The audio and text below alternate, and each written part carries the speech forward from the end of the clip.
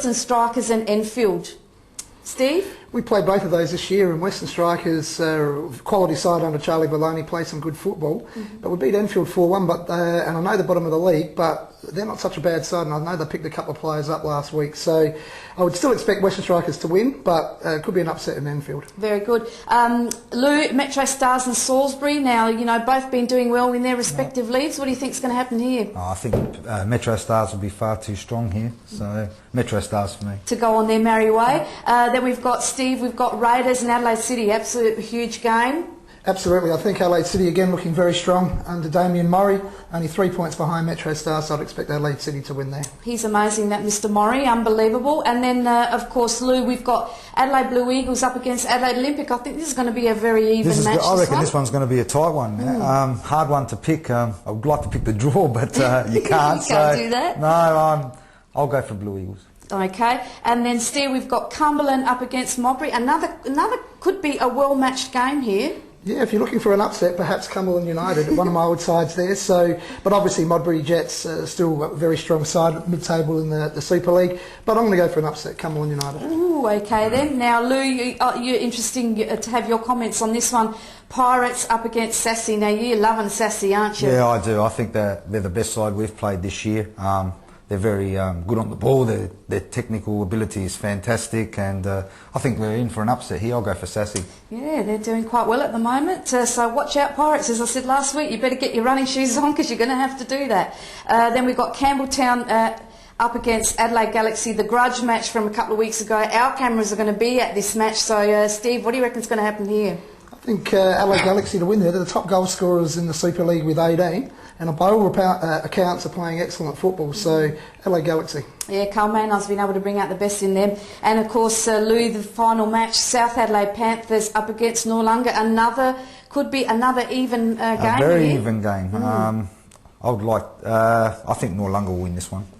What about yourself, Steve? Well, they only played 2 weeks ago, and it was a cracker. Panthers won 4-3 against Noarlunga, but and obviously that's the southern rivalry down there. So, flip of the coin, Panthers. Okay, so there's going to be a huge amount of people down there to watch that game, and as we said, these games are all at 2:30. Get down to a cup round and have a look, because look, going from last year, there were some magnificent games that came up through the cups. And through the cup fixtures, so do yourself a favour, get down to one of these matches and see some brilliant football.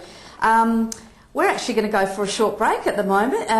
We're going to hear from a couple of words from our sponsors, and when we come back we're going to be talking Premier League, so stick with us because you're watching Full On Football. Here we go.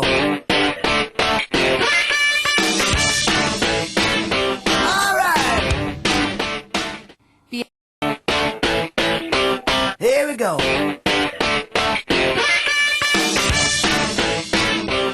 right.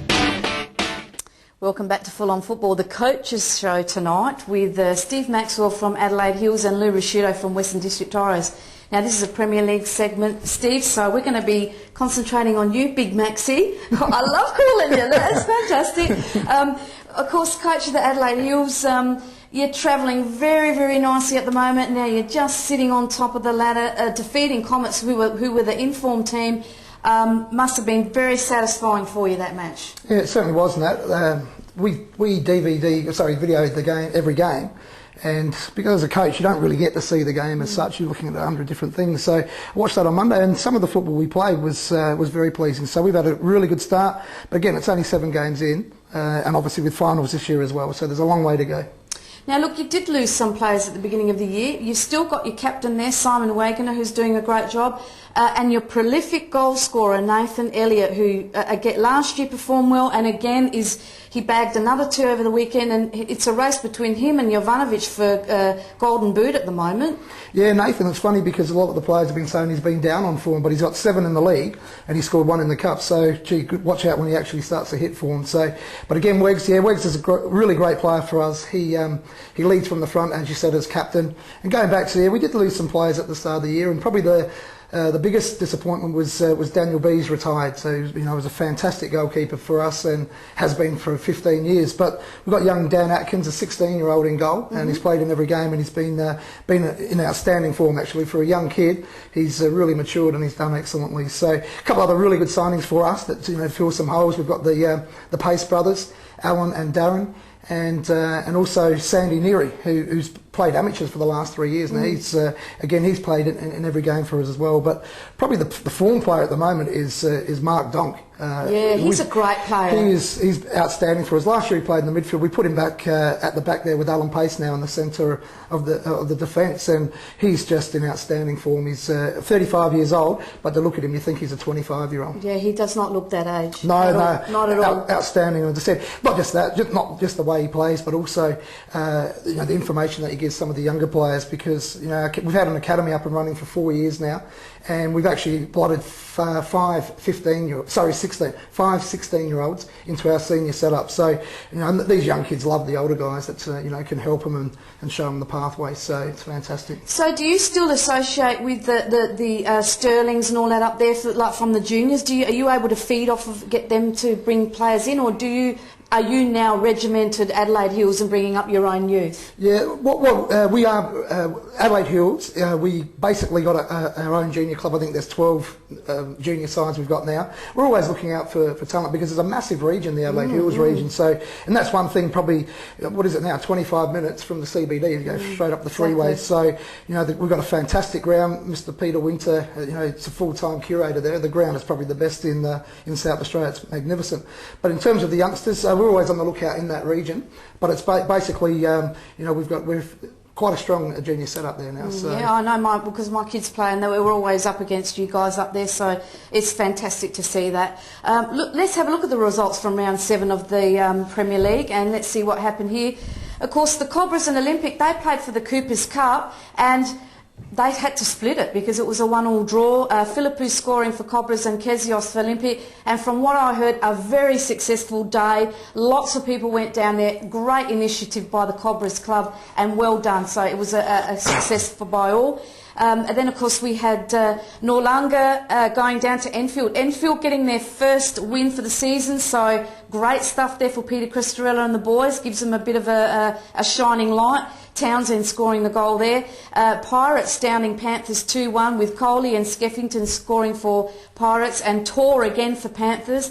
And Pirates are hitting some form of recent, so great stuff for them. Western District Strikers and Cumberland... Western Strikers and Cumberland 2-2 draw. Western Strikers have hit a little bit of a slump at the moment, so they're going to have to pick themselves up. And of course, Adelaide Comets 0, Adelaide Hills 2, with Nathan Elliott scoring a brace. Very, very good win there by the Hills, Steve. It was fantastic, and that really was. We treated it like a finals game, and I know it's very early in the season, but we've got aspirations to play finals. So they had a player sent off after about half an hour, and then they also had a player sent off with about 10 minutes to go. So, but it was already 2-0 by then, so I'm not sure if that had that much of a bearing on the game. But they could have been 2-0 up, in all honesty, in the opening 15 minutes. But it's about, you got to take your chances, and after that, I think, as I said, it was a very well-controlled, mature performance from us. It was excellent. So were they just bad fouls or undisciplined behaviour?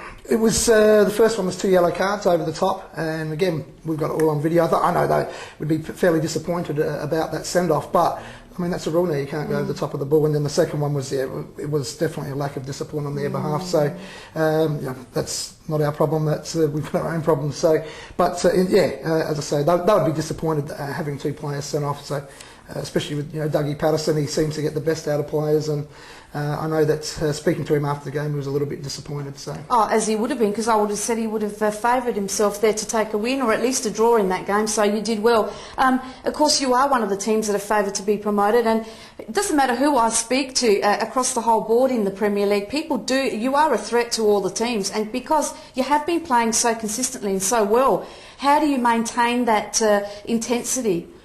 That's going to be the key now. I mean, we've won 5 out of the 7 games. We've had a little bit of luck along the way. There's no question. But I guess all good sides have that luck. But we don't have a big squad. That's our problem now. I suppose a lot of the sides at this level don't have big squads like a Metro Stars or an Adelaide City. So we've really got to look after our senior players and nurture them through the season. But it's going to be a massive challenge for us now, because when you're at the top, I mean, you're always being gunning for us. Yeah, exactly. So whereas we probably slipped under the radar a little bit, and but now, as you know, we're a couple of points clear, so we're certainly not a surprise anymore. So it's going to be a very interesting second half of the year. Definitely. Now you are doing well. Let's see how well you are doing on that table after round 7. And of course you're sitting out on top there on 15 points, which is fantastic. Comets on 13, very close by, and Adelaide Olympic and Pirates on 11. Just starting to open things up a little bit here. Then Cobras on 10, Cumberland on 9, Western Strikers and Orlunga on 8. And as I said, Western Strikers just slipping ever so slightly down the ladder. They've got to really regroup and be able to pull off some wins in the next few weeks. I said Orlunga's on 8 as well, Panthers on 7, and Enfield getting some points. So good stuff there for Enfield. Now, as I said, there's no fixtures this week.